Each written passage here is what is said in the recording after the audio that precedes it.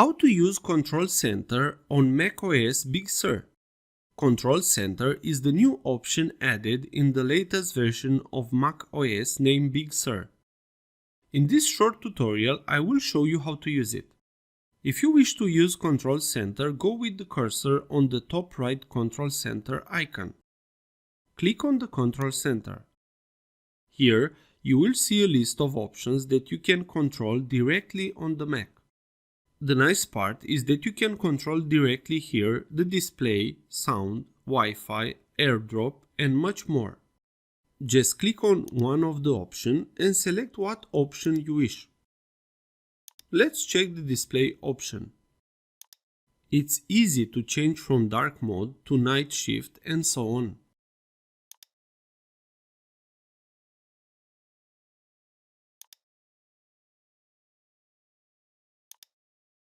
You can even add any button from the Control Center to the menu bar on macOS Big Sur. Let's test it with Do Not Disturb.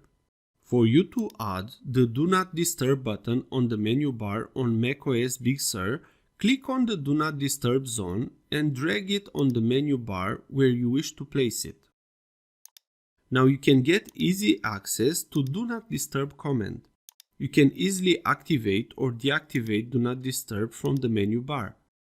Also, you can select the time for this option to be activated. But what if you wish to change the place of the Do Not Disturb icon or remove it from the menu bar on macOS Big Sur? For you to move the icon or remove it, go again on the Control Center icon. Now click the Do Not Disturb again. And when you try to drag it from the menu bar, will disappear. You can now move it in another place on the menu bar or simply remove it.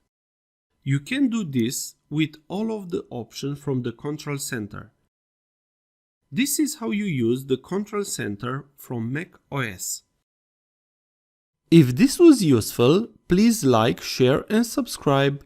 Also, if you have any questions, please ask them in the comments area below.